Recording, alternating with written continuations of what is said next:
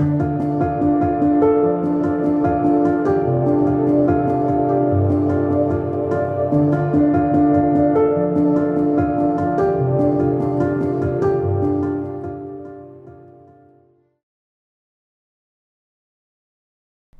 everyone and welcome back to the George Collection. I am Rachel with Right Side Blonde.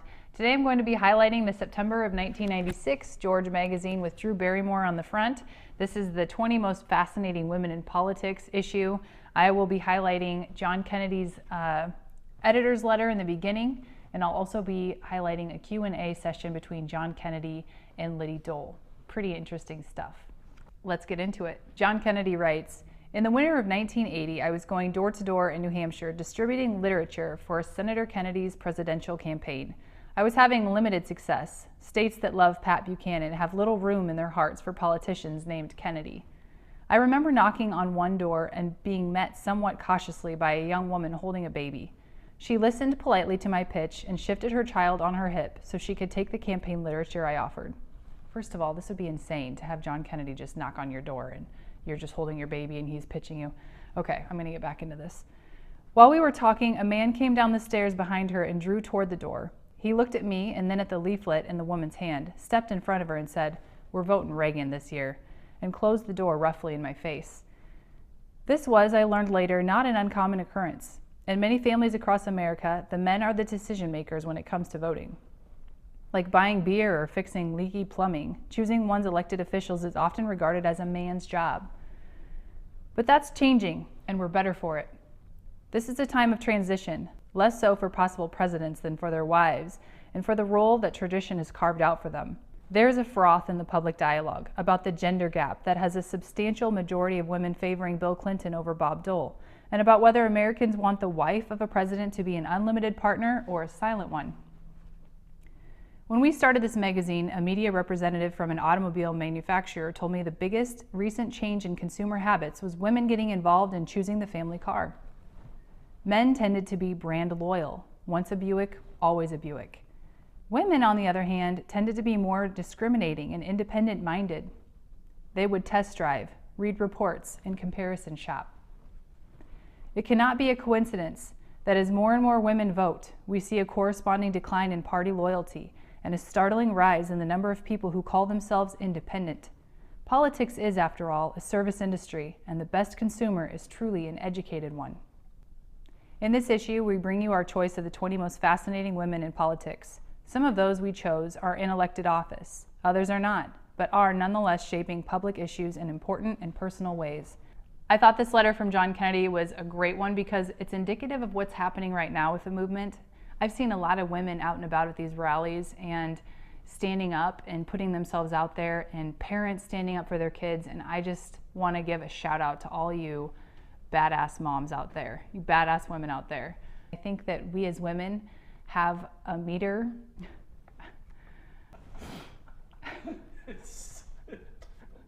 Yeah.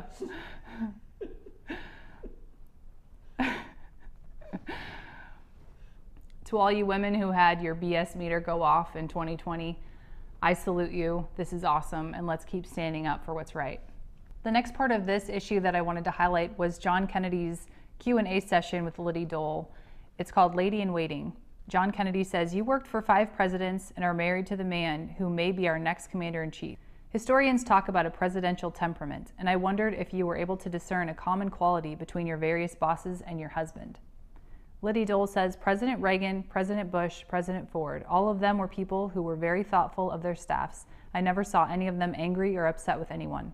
Jimmy Carter is a person who has done a marvelous job with humanitarian work since he left the presidency.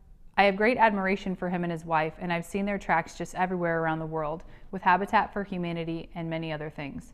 And Bob Dole is also a very caring person. He doesn't talk about it. He's a modest person. But he has, for example, the Dole Foundation for people with disabilities. He doesn't use his right arm, and he relates to people who have had some great adversity in their lives." John Kennedy says, "But to become president, you have to have a lot of drive. What's that expression? You can't make an omelet without breaking eggs. So there must be another dimension. Is there another quality, a certain drive that you've noticed is a prerequisite for those who seek the presidency?" Liddy responds, "Bob has certainly proven through the years in his position that he's able to take on those tough assignments and make the hard decisions. In fact, His fellow senators have elected him not once but 6 times to be their leader, and that's a tough precinct. Bob is the longest-serving Republican leader in Senate history. That's 11 years. They've continued to elect him because they know he'll be honest with them, trustworthy, that he is a man of his word. His word is his bond. And I know he has exceptional leadership skills. That's exactly what people want in a president. John Kennedy asks Liddy Dole some questions about her childhood and then asks this question. Did your decision to carve an independent course for yourself affect your relationship with your mother? And Liddy responds, the way she and my dad raised me was, if it's worth doing your best. It's a great lesson.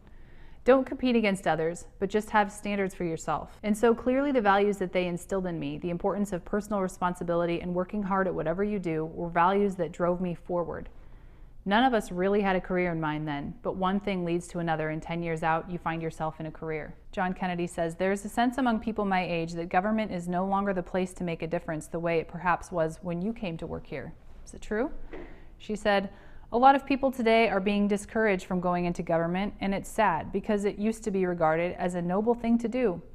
I truly believe that we have seen government, federal government, become too big, too bureaucratic, too intrusive, and the 10th Amendment to the Constitution really should be implemented.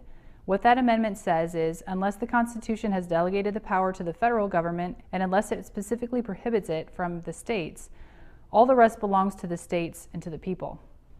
That's something that people seem to want in America today, and which we feel is important. I think, too, that the extreme scrutiny that people come under today makes them unwilling to run for office. They don't want to subject their family to that kind of fishbowl existence. John Kennedy asks, as a young person in the 60s amid the ferment of the Vietnam War and the attendant social changes, did you ever go to a protest or a march? Liddy responds, no. Never? John asks.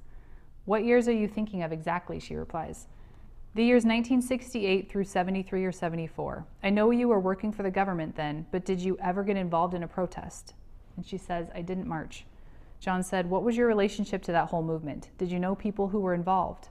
Liddy responds, in terms of Vietnam, well, my group at that point was involved in getting their careers moving and getting established. I was involved in the consumer movement, but I was not involved in Vietnam. John asks, I know you always get the feminist question, but did you ever read Betty Friedan's The Feminine Mystique or books like that? Liddy says, yeah, I read it. John says, did it have any impact on you? I know that your husband has described you as a sensible feminist, and I wonder what you feel that means. Liddy said, well, I'm not sure. What does the word feminist mean today? If it means that you are part of a political correctness club that gives you a prepackaged set of answers and hands them down, no. If it means that you believe very strongly in equal rights for women and opportunity for women, that's what I've fought for all my life. I mean, there's still subtle barriers, and we've not reached the millennium. But I'm proud, too, of Bob, because he was the first Republican national chairman to appoint a woman as his deputy. He was the first leader of the Senate, either Republican or Democrat, to have a woman chief of staff, and the first Senate leader to appoint a woman secretary of the Senate. He's been right there from the beginning. John Kennedy goes on to ask, you began your career as a Democrat. Then you were an independent. Now you're a Republican. How do you and your husband reconcile the philosophical differences that inevitably arise? Liddy responds, they weren't really philosophical differences. I was a Southern Democrat. My dad was very conservative. He was registered as a Democrat because that was the only place that your vote would count in the Democratic primary. There was no Republican Party, really. I may have started out feeling that the federal government can do more than it actually can. The federal government has important roles to play, but we've gone too far in one direction. I have confidence that government closer to the people can make wiser decisions and allow people the freedom to make their own decisions. John Kennedy says, on the personal front, what are the best and the most challenging things about being married to Bob Dole? She replies, oh, I'll tell you. We had our 20th anniversary last December, and I said to Bob, you know something? We're as much in love now as we were when we got married. He said, no, we're more in love. It's a beautiful relationship. John Kennedy says, what's the most challenging part? Liddy replies, most challenging part? I've never really quite looked at it that way. I don't think of it as challenging. John says, I know, but when you're running for president, doesn't it become challenging? Liddy replies, sure, you're not together as much because you need to carry his message, and it means you've got to be going in opposite directions sometimes. And I guess with a 2-career marriage, you can't always travel with each other. But the fact that we both have careers enriches our marriage and that we both feel passionately about what we're doing. It's a chance to make a difference with people who have real needs. We love our work, and we're very supportive of each other in that respect. The separations, the campaign, certainly it's rigorous. John says, okay, here goes. If you could channel and speak to a former First Lady, which one would it be? Liddy says, oh no, you couldn't resist that, could you? John said, no, I couldn't. And she says, no comment, no comment. In today's reading, I thought we could draw a lot of parallels to what was happening back in 1996 to what's happening now in terms of wanting smaller government, maybe going from more left-leaning to more right-leaning, and just the overall desire for more freedom. Given the current climate with female sports, I also thought it was interesting her response about feminism and the difference between what is feminism. It's a pretty subjective thing, and I think that that's definitely playing out even today.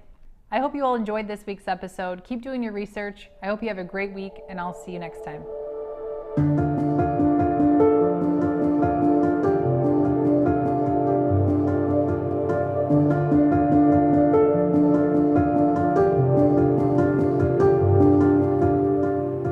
Magazine, George, which is a hoot of a magazine. I thought you were a lawyer. I was. What happened? Well, we decided, actually taking a cue from folks like yourself and you around the 1992 election, that there was an opportunity here to change the definition of a political magazine. Certainly the way Americans were accessing information about politics and politicians was changing. Candidates were appearing on late-night talk shows, on talk radio, on sitcoms, and there was a kind of a leveling process, and while the rest of media clearly had caught up with that, we felt that political magazines per se hadn't. Your mother was a hell of an editor at Doubleday. That's what I hear. Would she have liked George? I think she would have.